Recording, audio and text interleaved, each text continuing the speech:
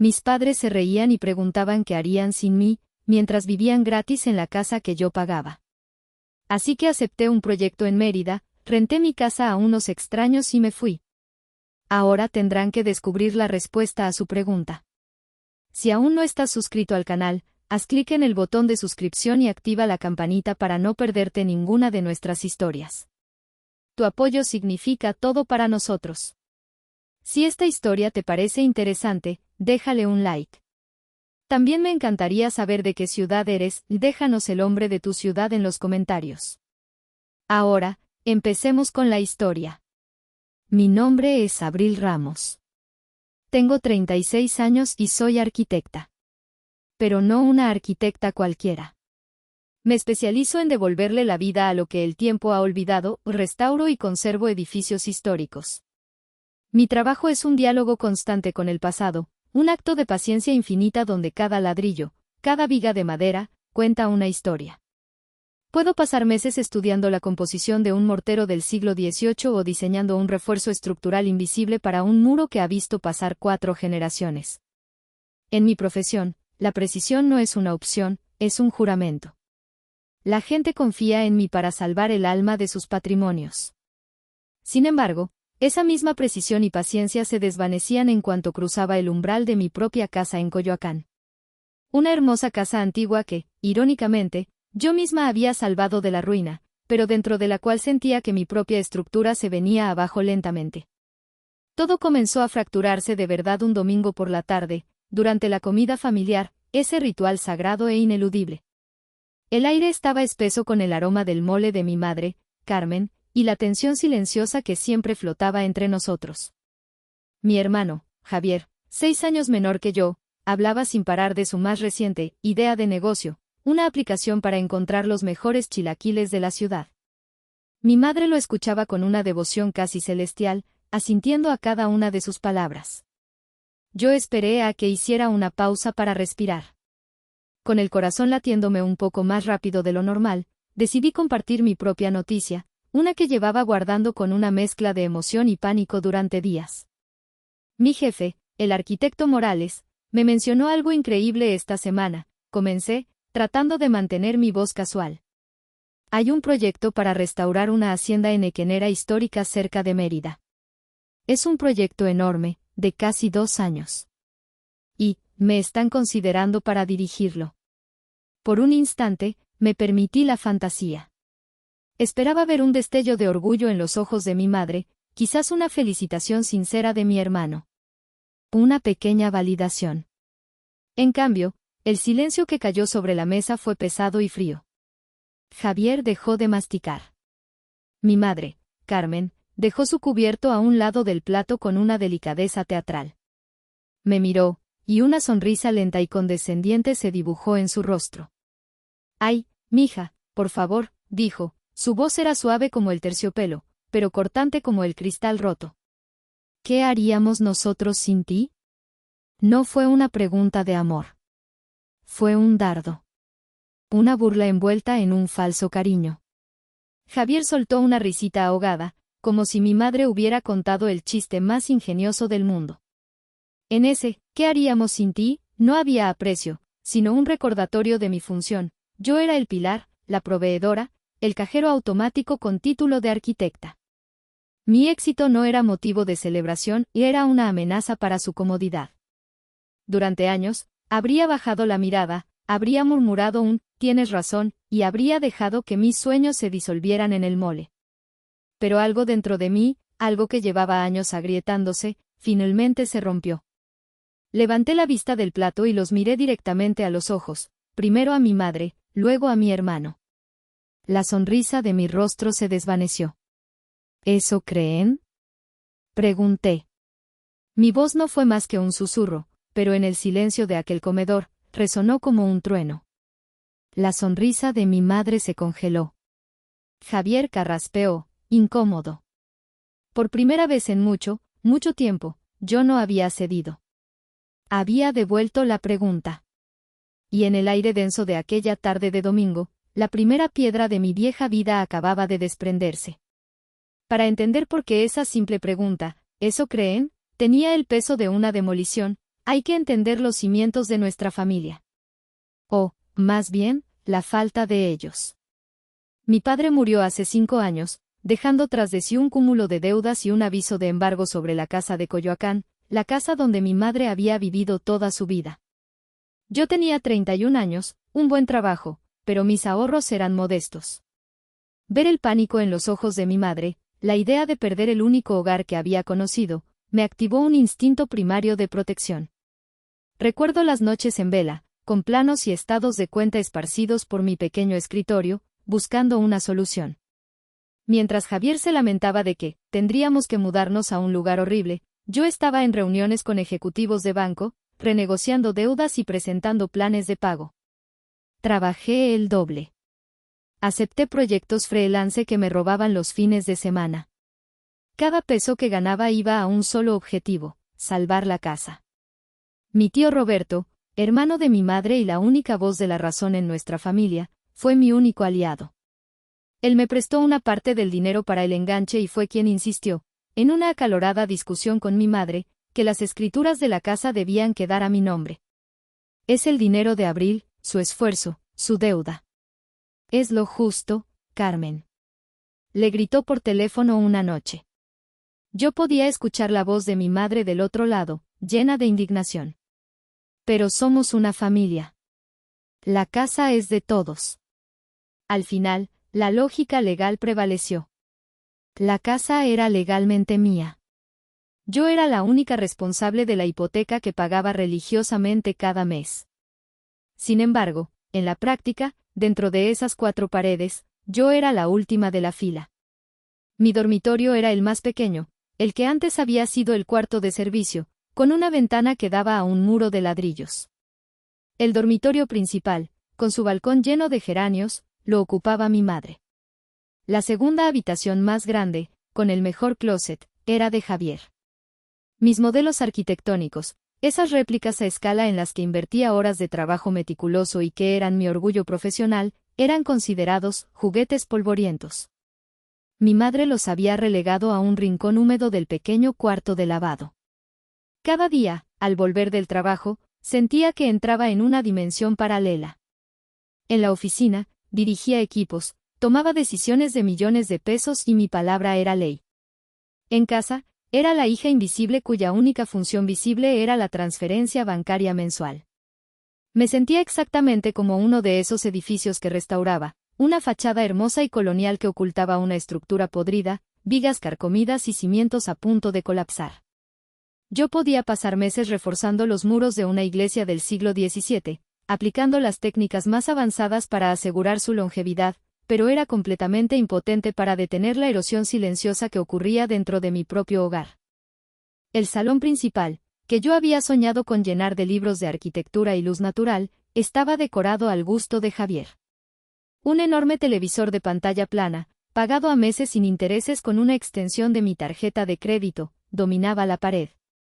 Una consola de videojuegos de última generación descansaba donde debería ir una mesa de centro. Él lo llamaba su espacio creativo.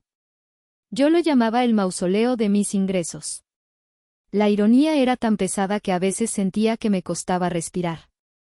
Yo era la dueña del edificio, pero ellos eran los dueños de la vida que se vivía dentro. Y durante 5 largos años, yo se los había permitido. El incidente más doloroso, la grieta que nunca terminó de cerrar, ocurrió hace 2 años. Después de meses de trabajo extenuante en la restauración de la fachada del Palacio de Bellas Artes, logré juntar una suma considerable, 150,000 pesos. No era una fortuna, pero para mí representaba un sueño. Quería usar ese dinero para un curso de especialización en técnicas de restauración de frescos en Florencia, Italia. Era una oportunidad única, algo que podría catapultar mi carrera a otro nivel. Tenía el folleto del curso pegado en un corcho sobre mi escritorio. Cada noche, antes de dormir, lo miraba y me imaginaba caminando por las calles de Florencia, aprendiendo de los mejores maestros del mundo. Era mi luz al final del túnel, la recompensa a todo mi sacrificio. Pero cometí un error fatal, compartí mi emoción con mi madre. Su reacción inicial fue de un entusiasmo sospechoso. Unos días después, se sentó a mi lado en el sofá, con una taza de té en las manos y una expresión de preocupación ensayada. «Mija, he estado pensando», comenzó, con ese tono suave que siempre precedía a una manipulación. «¿Y si pasa algo?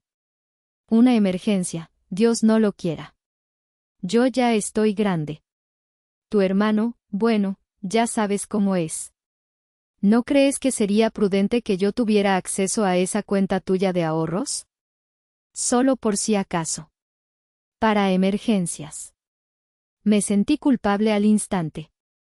¿Cómo podía ser tan egoísta de pensar en un viaje a Italia cuando mi familia podía estar en peligro? La semilla de la duda que ella plantó floreció esa misma noche en una enredadera de ansiedad. Al día siguiente, como una tonta, fui al banco y la añadí como titular secundaria en mi cuenta de ahorros. Solo para emergencias, le repetí. Claro, mija, solo para emergencias, me aseguró ella, dándome un beso en la frente. Pasaron 2 meses. Yo estaba a punto de pagar la inscripción del curso cuando, al revisar mi saldo en línea, sentí que el suelo desaparecía bajo mis pies. La cuenta estaba prácticamente en ceros. Los 150,000 pesos se habían esfumado. Corrí al salón, con el teléfono en la mano, mostrándole la pantalla a mi madre. El pánico me ahogaba. Mamá. El dinero. No está. ¿Hubo alguna emergencia? ¿Estás bien? ¿Javier está bien? Carmen ni siquiera levantó la vista de la telenovela que estaba viendo. Ah, eso, dijo, con una tranquilidad exasperante. Sí, hubo una emergencia. La imagen de tu hermano. ¿La imagen de mi hermano? Repetí, sin entender. Sí. El pobre. ¿Cómo esperas que cierre tratos importantes si anda en un coche viejo? Necesitaba proyectar éxito. Así que le compramos un coche nuevo. Bueno, seminuevo, pero muy decente. Fue una inversión, Abril. Una inversión en el futuro de Javier, que es el futuro de toda la familia. Me quedé paralizada. El folleto de Florencia en mi escritorio pareció burlarse de mí. Mis noches sin dormir, mis fines de semana trabajando, todo se había convertido en un sedán de segunda mano para mi hermano. La confronté, por supuesto. Le grité, lloré, le exigí una explicación lógica. Pero me encontré con un muro de justificaciones absurdas y manipulación emocional. Eres tan egoísta, Abril, me dijo, esta vez con lágrimas en los ojos. ¿Un viajecito de placer para ti es más importante que la carrera de tu hermano? ¿No entiendes lo que es el sacrificio familiar? Yo sacrifiqué todo por ustedes. Esa noche, arranqué el folleto de Florencia de mi pared. El sueño había muerto. Y con él, una parte muy grande de la confianza y el respeto que sentía por mi propia madre. La herida nunca sanó, o simplemente aprendí a vivir con la cicatriz. La erosión no fue solo financiera. Fue social, emocional. Como un arquitecto que observa un daño estructural progresivo, yo veía como mi madre, con una habilidad pasivo-agresiva magistral, levantaba muros invisibles a mi alrededor, aislándome poco a poco. Cualquier amigo que traía a casa era sometido a un escrutinio sutil pero demoledor. Si era una amiga, Carmen la analizaba de pies a cabeza y luego, en privado, me decía, ¿no crees que esa chica es un poco ruidosa? No parece de buena familia. Si era un amigo, la cosa era peor. Lo interrogaba como si fuera un agente de la Inquisición y luego sentenciaba, no me da buena espina, mija. Se ve que solo quiere algo de ti. El caso más claro fue con Mateo. Él también era arquitecto, un hombre tranquilo, inteligente y amable que genuinamente admiraba mi trabajo. Salimos durante casi 6 meses. Fue la primera vez en mucho tiempo que me sentí vista y valorada por quien era. Pero en casa, el ambiente se volvió insoportable. Javier se burlaba de él a sus espaldas, llamándolo, el dibujante, con un tono despectivo. Mi madre era un témpano de hielo cada vez que Mateo venía a buscarme. Le servía el café frío, respondía a sus preguntas con monosílabos y creaba una atmósfera tan tensa que incluso el aire parecía difícil de respirar. La gota que derramó el vaso fue una tarde que Mateo me invitó a pasar un fin de semana en la casa de sus padres en Cuernavaca. Cuando se lo mencioné a mi madre, su rostro se transformó en una máscara de tragedia. ¿Te vas a ir?, dijo, llevándose una mano al pecho. ¿Y si me pasa algo? ¿Quién me va a cuidar? Javier no sabe ni dónde guardo las aspirinas. No, tú no puedes irte. Tu lugar está aquí. La manipulación era tan obvia, tan descarada, pero funcionó. Cancelé el viaje. Mateo, comprensivo al principio, empezó a cansarse de las excusas. Nuestra relación se fue enfriando, sofocada por el ambiente tóxico de mi hogar. Finalmente, se rindió. Te quiero, Abril, me dijo en nuestra última conversación, pero no puedo competir contra tu familia. Es una batalla perdida. Y así, poco a poco, dejé de invitar gente a casa. Dejé de hablar de mis amistades. Mi hogar, en lugar de ser mi refugio, se convirtió en el escenario privado de mi madre y mi hermano, una obra de teatro donde yo era la espectadora silenciosa y, a menudo, la patrocinadora involuntaria. Mis logros profesionales sufrían el mismo destino, eran minimizados hasta volverse insignificantes. Una vez, gané un pequeño pero prestigioso premio por el diseño de restauración de una capilla en Oaxaca. El día de la premiación, me puse un vestido elegante y me sentí, por una noche, increíblemente orgullosa. Al día siguiente, escuché a mi madre hablando por teléfono con mi tía Verónica. ¿Abril? Ah, sí, muy bien, decía Carmen, mientras regaba sus geranios. Le dieron otro de esos diplomas suyos por dibujar casitas viejas. Sí, muy bonito. Oye, ¿ya te conté que Javier está por cerrar un negocio millonario de aguacates? Me quedé de pie en el pasillo, invisible. Mi premio, mi orgullo, reducido a un diploma por dibujar casitas viejas. En ese momento comprendí que para ellos, mi éxito no era real. Era un pasatiempo pintoresco. La única realidad tangible, la única que importaba, era el dinero que aparecía en la cuenta bancaria cada quincena. Una semana después de la ominosa comida dominical, el arquitecto Morales me llamó a su oficina. El sol de la tarde entraba por los ventanales, iluminando las maquetas y los planos que cubrían las paredes. Era mi lugar feliz, mi santuario. Abril, dijo, yendo directo al grano, como siempre. La junta directiva ha tomado una decisión. El proyecto de la Hacienda San Rafael en Mérida es tuyo. La dirección completa. Es un lienzo en blanco, una joya del siglo XVII que necesita tu visión. Te ofrecemos un sueldo que duplica tu salario actual, un departamento de lujo en el centro histórico de Mérida y un presupuesto prácticamente ilimitado. Solo tienes que decir que sí. Sentí una oleada de euforia tan intensa que tuve que agarrarme del borde de la silla. Era más de lo que jamás había soñado. Era la oportunidad de mi vida, una validación profesional absoluta. Le di la mano al arquitecto Morales, aceptando sin dudarlo un segundo. Salí de su oficina flotando. Por un momento, el peso de mi vida familiar desapareció. Solo existía la promesa de Mérida, del sol de Yucatán, de un proyecto que sería mi legado. Esa noche, decidí que merecían una última oportunidad. No como una hija sumisa, sino como una adulta comunicando una decisión. Reuní a mi madre y a Javier en el salón. Con la carta de oferta en la mano, les expliqué la situación de manera calmada y firme. He aceptado el puesto, concluí. Me mudo a Mérida en 2 meses. Si esperaba una reacción diferente a la de la semana anterior, fui una ingenua. El rostro de mi madre pasó de la sorpresa a una ira fría. No gritó. Hizo algo peor. Sacó una libreta y un bolígrafo de un cajón. A ver, vamos a hacer cuentas, arquitecta, dijo, su voz goteando sarcasmo. Si te vas, ¿quién va a pagar los 30,000 pesos de la hipoteca cada mes? ¿Quién va a pagar el seguro de gastos médicos mayores que, por cierto, sube el próximo mes? ¿La luz, el agua, el gas? ¿Y el dinero para el emprendimiento de tu hermano? ¿Se supone que todo eso va a salir del aire?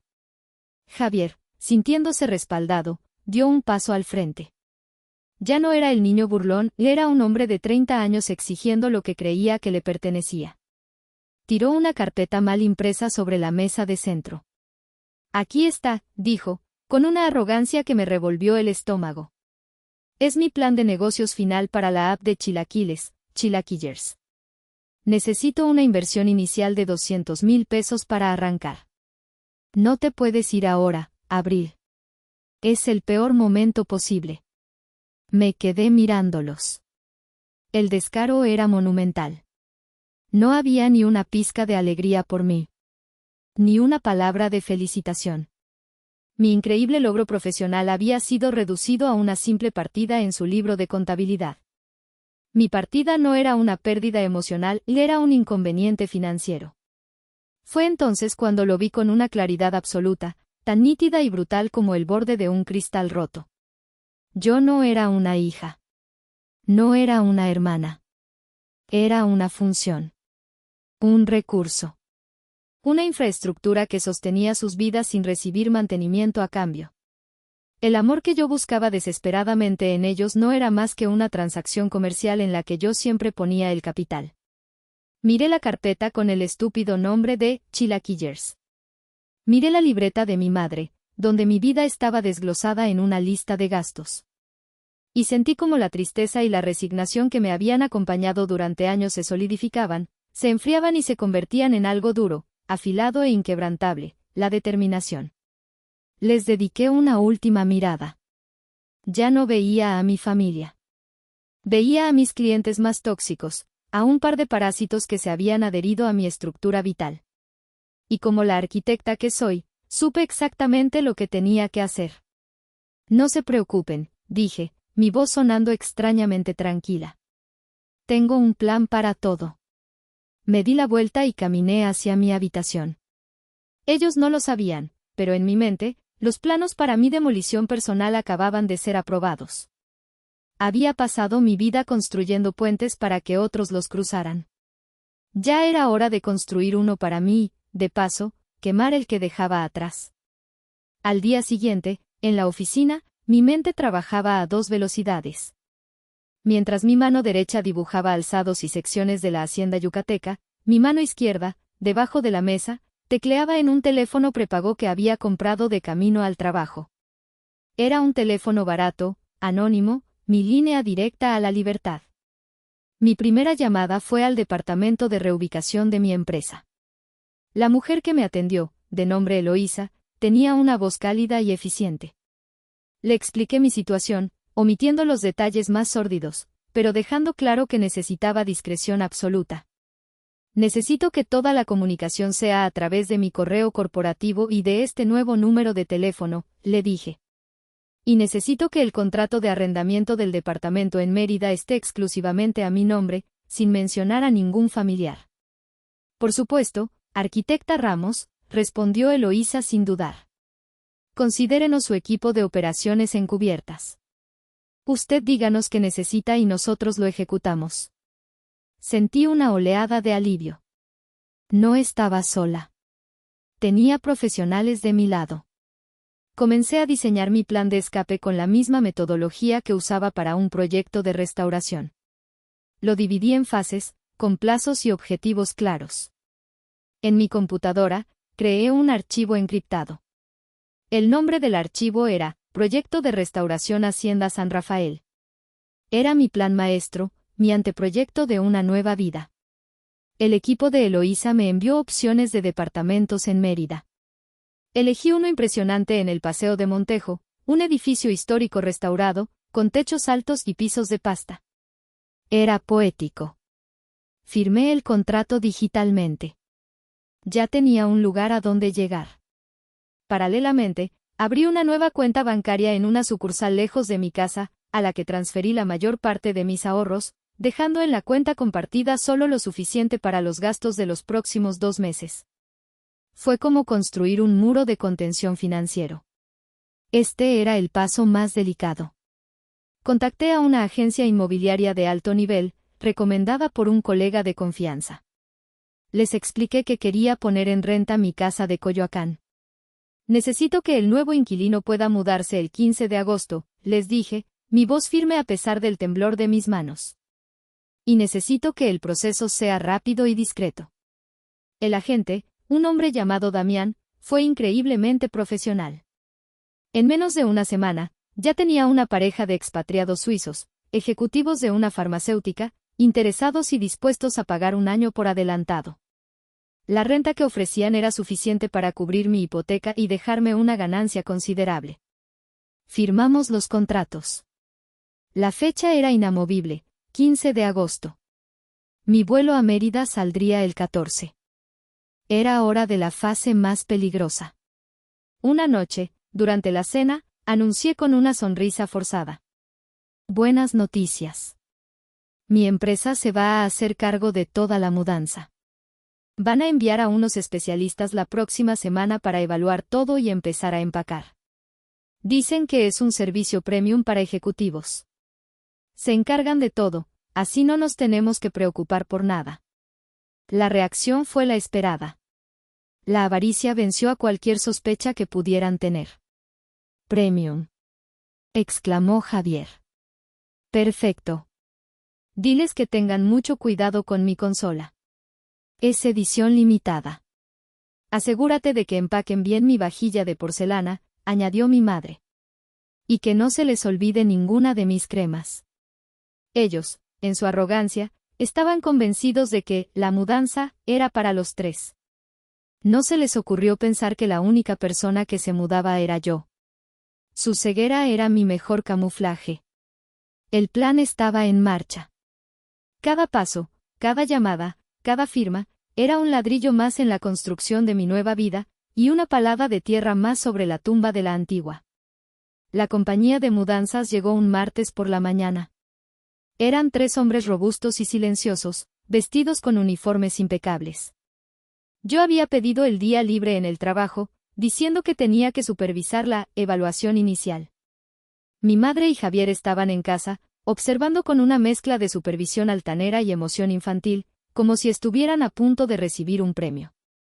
Yo tenía un rollo de cinta adhesiva azul en una mano y uno de cinta roja en la otra. Me había pasado la noche anterior preparando un inventario mental. Muy bien, señores, dije, asumiendo el rol de directora de proyecto que también conocía. Las reglas son simples. Todo lo que tenga una marca con cinta azul, va a una dirección en Mérida. Aquí están los detalles. Todo lo que tenga una marca con cinta roja, va a esta otra dirección. Les entregué un papel con la dirección de una bodega de almacenamiento de lujo en la zona de Polanco. Había rentado un espacio climatizado de 20 metros cuadrados a nombre de mi madre, Carmen Ramos. Y había pagado los primeros 3 meses por adelantado. Empecé el recorrido por la casa, marcando mis pertenencias con una eficiencia casi robótica. Cinta azul para mis libros de arquitectura, mis herramientas de dibujo, mi ropa, la vieja mecedora de mi padre, el único mueble con valor sentimental para mí. Y, por supuesto, cinta azul para todas y cada una de mis maquetas.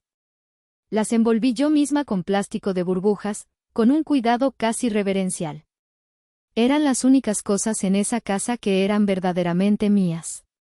Luego vino la parte difícil, marcar el resto. Cinta roja en el televisor gigante de Javier. Cinta roja en su colección de zapatillas deportivas. Cinta roja en el sofá de diseño que él había elegido y que yo todavía estaba pagando. Cinta roja en el set de cuchillos alemanes de mi madre que solo usaba en Navidad. Cinta roja en su colección de cremas importadas que costaban más que mi sueldo de una semana. Mientras pegaba la cinta roja en el marco de la cama de mi madre, ella entró en la habitación. Asegúrate de que le pongan una etiqueta que diga, frágil, a mi colchón ortopédico, mija. Es muy delicado. Claro, mamá, respondí, sin mirarla a los ojos. El sentimiento de culpa era una bestia viva, arañándome por dentro. ¿Soy un monstruo? ¿Estoy haciendo algo terrible? La voz de la duda era fuerte, alimentada por 36 años de condicionamiento. Pero entonces, mi mirada se posó en un pequeño marco de fotos en su buró. Era una foto de mi graduación de la universidad. Yo estaba en el centro, con mi toga y birrete, sonriendo. A mi lado, mi madre y Javier no miraban a la cámara. Se miraban el uno al otro, riendo de algún chiste privado. Incluso en mi momento de triunfo, yo había sido un personaje secundario. El recuerdo me dio la fuerza que necesitaba. La culpa retrocedió, reemplazada por una fría claridad. Esto no era un acto de crueldad. Era un acto de preservación. Estaba salvando la estructura más importante de todas, la mía. El proceso duró 2 días. Los hombres trabajaron en silencio, llevándose cajas y muebles. La casa se fue vaciando, haciéndose más grande, más hueca. El eco de nuestros pasos sobre el suelo de madera era el único sonido. Mi madre y Javier no notaron nada extraño. Estaban demasiado ocupados dando órdenes, asegurándose de que sus cosas fueran tratadas con el respeto que merecían. Al final del segundo día, el camión de la mudanza se fue. La casa estaba extrañamente desnuda. Bueno, dijo mi madre, mirando el espacio vacío. Supongo que ahora solo queda esperar a que nos manden los boletos de avión. ¡Qué emoción, ¿verdad, Javier? Sí, respondió él, distraído con su teléfono. Oye, Abril, ¿crees que en Mérida haya buen internet? Necesito una conexión de fibra óptica para mis videojuegos. Asentí, una última mentira. Seguro que sí. El plan estaba casi completo. Las piezas estaban en su lugar. Solo faltaba el movimiento final. Los siguientes 60 días fueron un ejercicio de actuación magistral. Me convertí en la mejor actriz de mi propia vida. Por las mañanas, iba a la oficina y coordinaba por teléfono con Eloísa y el agente inmobiliario. Por las tardes, volvía a casa y jugaba mi papel de hija obediente y emocionada. Me sentaba con mi madre frente a mi laptop a ver fotos de casas en renta en Mérida. Mira esta, mamá. Tiene alberca, decía yo, señalando una residencia carísima que jamás rentaría. No me gusta, respondía ella, frunciendo el ceño. La cocina es muy pequeña. Y está muy lejos del centro. Tienes que pensar en mi comodidad, Abril. Yo asentía, fingiendo tomar notas. Era un teatro del absurdo. Estábamos planeando una vida juntas que ella nunca tendría, en una casa que yo nunca habitaría con ella. Javier, por su parte, ya se veía como el próximo magnate de los chilaquiles de Yucatán. Se pasaba el día hablando de investigación de mercado, que consistía en ver videos de YouTube de comida, y diseñando un logo para su app en un programa gratuito. La tensión interna era casi insoportable. Había noches en las que me despertaba con el corazón desbocado, empapada en sudor frío. El miedo a que me descubrieran era paralizante. ¿Y si mi madre encontraba el contrato de arrendamiento? ¿Y si Javier escuchaba una de mis llamadas secretas? Cada día era un campo minado. A mitad de ese periodo, necesitaba una válvula de escape, una voz que me anclara a la realidad. Llamé a mi tío Roberto. No le conté todo el plan. No podía. Pero le conté lo suficiente. Tío, le dije, mi voz temblorosa al otro lado de la línea, acepté el trabajo en Mérida. Me voy en un mes. Hubo un largo silencio. Esperaba un sermón, una petición de que lo reconsiderara por el bien de mi madre. En cambio, lo que escuché fue un suspiro de alivio. Ya era hora, mija, dijo, su voz ronca por la emoción. Ya era hora. Le conté cómo habían reaccionado, cómo solo les importaba el dinero, cómo habían intentado sabotear mi oportunidad. No te sientas culpable, Abril, me dijo con una firmeza que me hizo llorar. ¿Sabes una cosa? Tu madre, de joven, era una dibujante brillante. Tenía un talento increíble. Pero lo dejó todo cuando se casó. Abandonó sus sueños. Y creo que una parte de ella nunca se perdonó por eso. No dejes que el miedo de tu madre se convierta en tu prisión. Vuela, mi niña. Vuela alto. Colgué el teléfono sintiéndome más ligera. Las palabras de mi tío fueron el refuerzo estructural que mi alma necesitaba. Validó mi decisión.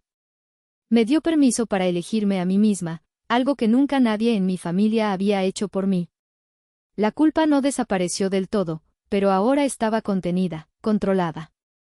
El diseño estaba completo, los materiales estaban listos. Solo faltaba ejecutar la fase final de la demolición. Si llegaste hasta esta parte del video, significa que realmente te interesó la historia. Cuéntame en los comentarios qué opinas, escribe el número 1 para saber que estás aquí o dime desde qué parte de tu país me estás viendo. También puedes dejar cualquier pregunta y la responderé. La última semana se sintió como una eternidad. Cada conversación, cada comida compartida, estaba teñida de una finalidad secreta. Yo era un fantasma en mi propia vida, observando las escenas finales de una obra que estaba a punto de terminar. El golpe de gracia de mi plan, la distracción final, llegó en forma de un regalo. El lunes de esa última semana, les anuncié. Como vamos a estar muy ocupados con la mudanza, y para celebrar esta nueva etapa, les he reservado una sorpresa. Un fin de semana completo, con todo pagado, en un hotel de lujo en Valle de Bravo. Salen el viernes por la mañana y regresan el domingo por la noche. Sus ojos se iluminaron. La idea de un último lujo a mis expensas era demasiado tentadora para resistirla. No hicieron preguntas. Simplemente aceptaron, emocionados. Mi vuelo a Mérida estaba programado para el sábado 14 de agosto por la tarde. Los nuevos inquilinos, la pareja suiza, tenían programada su mudanza para el domingo 15 por la mañana. El tiempo estaba calculado con la precisión de un cronómetro suizo. El viernes por la mañana, los vi irse. Mi madre me dio un abrazo rápido y me susurró al oído: no te olvides de dejarme pagada la tarjeta del supermercado antes de que nos vayamos. Javier simplemente me dio una palmada en el hombro y dijo: trata de que nos consigan un upgrade a una suite con vista al lago. En cuanto su coche dobló la esquina, un silencio profundo y absoluto llenó la casa. Era la primera vez en años que estaba completamente sola en mi propio hogar. Caminé descalza por las habitaciones vacías, el eco de mis pasos resonando en el vacío. No sentí euforia. Sentí una calma extraña, solemne. Pasé el resto del día limpiando. Fregué los suelos, limpié las ventanas, quité hasta la última mota de polvo. Era un ritual de purificación. Estaba borrando los últimos vestigios de mi vida anterior. El sábado, mi último día, lo dediqué a un último recorrido. Me detuve en el marco de la puerta de mi antigua y pequeña habitación. Luego, caminé por el salón, recordando las discusiones, las risas forzadas, la tensión constante. Toqué la pared del pasillo que yo misma había pintado de un color azul sereno, un pequeño acto de rebelión que mi madre había odiado. Miré el jardín trasero, donde había intentado sin éxito plantar lavanda, porque a Javier no le gustaba el olor. No era una huida furiosa. Era una despedida consciente. Estaba diciendo adiós a los fantasmas, a la versión de mí misma que había permitido que todo aquello sucediera. A las 2 de la tarde, con mi única maleta junto a la puerta, me senté en la encimera de la cocina, el único mueble que quedaba. Saqué una hoja de papel y un bolígrafo. No iba a haber llamadas, ni mensajes de texto, ni confrontaciones. Mi partida sería tan silenciosa y eficiente como mi plan. Escribí: Mamá, Javier. Sus pertenencias están seguras en la bodega, guarda todo Premier, en Polanco. La unidad de almacenamiento es la número 237. Está pagada por los próximos 3 meses. Adjunto la llave de la unidad y la tarjeta de acceso. Están a nombre de Carmen Ramos. Cuídense. Abril. No había disculpas, ni explicaciones, ni rabia. Solo hechos. Puse la carta en un sobre, y junto a él, dejé la llave y la tarjeta de plástico. A las 3 de la tarde, un taxi llegó. Metí mi maleta en el maletero. Antes de subir, saqué mi viejo teléfono del bolsillo. Lo miré por un segundo, la pantalla llena de recordatorios y notificaciones de una vida que ya no era mía. Saqué la tarjeta SIM. La partí en dos con mis uñas y tiré los pedazos en una alcantarilla. Subí al taxi y cerré la puerta. No miré atrás. El viaje al aeropuerto fue silencioso. El motor del coche era el único sonido, llevándome hacia mi futuro. Mientras el avión ascendía sobre la inmensidad caótica de la Ciudad de México, me permití, por primera vez, imaginar la escena que se desarrollaría en menos de 24 horas. Era como ver una película en mi mente, una película que yo misma había escrito y dirigido. Escena: exterior de la casa en Coyoacán, domingo por la noche. El coche de Javier se detiene frente a la casa.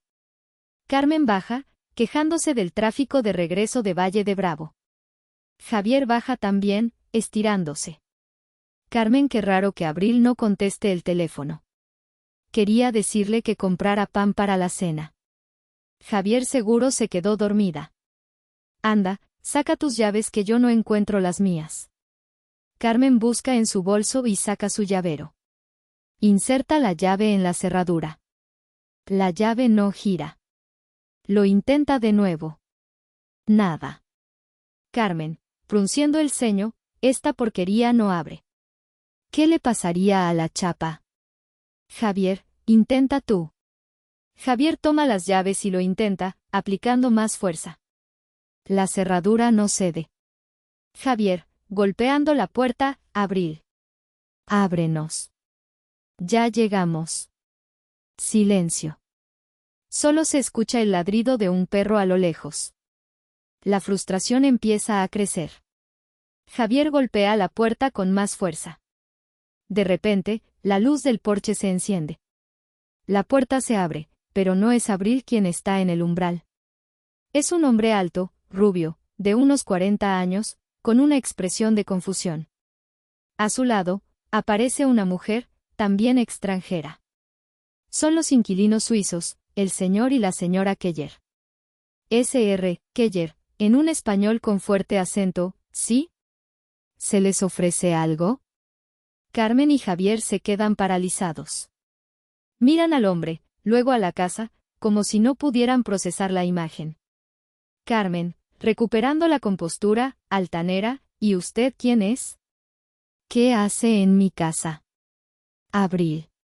¿Quién es esta gente? Sra. Keller, con calma, pero firmeza, disculpe, señora, pero creo que hay un error. Esta es nuestra casa. La rentamos. Javier suelta una carcajada incrédula. Javier, ¿qué la rentaron? No digan tonterías. Nosotros vivimos aquí. Esta es la casa de mi madre. El señor Keller suspira, como si ya se esperara algo así. Vuelve a entrar un segundo y sale con una carpeta. La abre y les muestra un documento. Sr. Keller, este es nuestro contrato de arrendamiento. Firmado y notariado. Pagamos 1 año por adelantado. Carmen le arrebata el papel de las manos. Sus ojos recorren las cláusulas, buscando un error, una falla. Y entonces, lo ve. En la sección Arrendador, un nombre escrito en letra clara y legible, Abril Ramos Sandoval. El color desaparece del rostro de Carmen. El papel tiembla en sus manos. Entiende. No todo, pero sí lo suficiente. Javier, aún sin captar la magnitud, esto es un fraude. Voy a llamar a la policía. Mi hermana jamás haría algo así. Carmen no dice nada. Su mente está trabajando a toda velocidad, conectando las piezas, la mudanza, el viaje a Valle de Bravo, el silencio de Abril. Entonces, la señora Keller, con un gesto de compasión, señala hacia la encimera de la cocina, visible desde la puerta. Sra. Keller, la dueña, la señorita Ramos, dejó eso para ustedes. Sobre la encimera de granito, solitario, descansa un sobre blanco. La imagen se desvaneció de mi mente cuando la voz del capitán anunció que estábamos iniciando el descenso hacia Mérida. Apoyé la frente en la fría ventana del avión. La película había terminado. Las luces de mi nueva ciudad brillaban abajo como una promesa. La demolición había sido un éxito. Ahora, solo quedaba construir. Los primeros días en Mérida fueron un torbellino de actividad. El trabajo en la hacienda era absorbente y fascinante. Me sumergí en los planos, en la historia del lugar, en el olor a piedra antigua y tierra húmeda. Mi nuevo departamento, con sus techos altos y su luz dorada, se sentía como un santuario. Por primera vez en mi vida, el silencio no era incómodo, era paz. Había comprado un nuevo teléfono, un nuevo número. Nadie de mi vida anterior tenía forma de contactarme, excepto a través de la empresa. Y, como esperaba, no tardaron en intentarlo. Una semana después de mi llegada, recibí un correo electrónico de Eloísa, de reubicación. El asunto era, llamada urgente de familiar. Mi corazón dio un vuelco. El correo detallaba que una mujer que se identificó como mi tía, Verónica, había llamado a la oficina central en Ciudad de México. Estaba histérica. Según ella, mi madre, Carmen, había sufrido un colapso nervioso severo, casi un derrame cerebral, al descubrir que yo me había ido. Exigía mi nueva dirección y mi número de teléfono, gritando que era una emergencia de vida o muerte. Sentí una punzada de pánico. Era un reflejo condicionado, la vieja alarma de «debo cuidar a mi madre», que llevaba años sonando en mi cabeza. Pero entonces leí el resto del correo. El personal de la empresa, siguiendo el protocolo de privacidad que yo había solicitado, se había negado a dar cualquier información. Habían tomado nota del incidente y lo habían clasificado como un posible intento de acoso para obtener datos personales de forma fraudulenta. Respiré hondo. La vieja Abril habría tomado el primer vuelo de regreso, llena de culpa y miedo. La nueva Abril vio la manipulación en toda su despreciable claridad. Era una mentira, un intento desesperado por recuperar el control. Respondía Eloísa agradeciendo al equipo por su profesionalismo y confirmando que no autorizaba el traspaso de mi información bajo ninguna circunstancia. Unos días después, llegó el segundo ataque, esta vez más formal. Un correo de nuestro departamento legal, reenviándome una notificación que habían recibido. Era de un abogado. Representaba a Carmen Ramos y a Javier Ramos. La carta era una obra maestra de la ficción legal. Me acusaba de abandono de hogar y abuso de confianza. Exigía que se les permitiera el derecho de residencia en la casa de Coyoacán, argumentando que habían vivido allí durante años y habían contribuido a su mantenimiento, una mentira descarada. Pero la parte más audaz era la reclamación económica. Exigían una compensación por daño moral y psicológico, causado por mi partida, cruel y premeditada. Leí la carta 2 veces. No sentí miedo. Sentí una ira fría y lúcida. La audacia de convertir su parasitismo en una victimización legal era asombrosa. Reenvié el correo a nuestro director legal con una sola línea: quedo a su disposición para lo que necesiten. La respuesta llegó en menos de una hora: no te preocupes, Abril. Nosotros nos encargamos. Por primera vez, sentí lo que era tener un sistema de apoyo real. Un sistema basado en contratos y profesionalismo, no en chantaje emocional. Las réplicas del terremoto de mi partida estaban llegando, pero yo ya no estaba parada sobre cimientos de arena. Estaba protegida por un muro de contención de concreto armado. La respuesta del departamento legal de mi empresa no se hizo esperar. Fue, en una palabra, una demolición. No usaron adjetivos, no entraron en el juego de las emociones. Simplemente presentaron hechos, documentos y la fría lógica de la ley. Recibí una copia del documento que le enviaron al abogado de mi madre. Era una obra de arte. Adjuntaron una copia certificada de las escrituras de la casa en Coyoacán, donde mi nombre, Abril Ramos Sandoval, figuraba como única y legítima propietaria.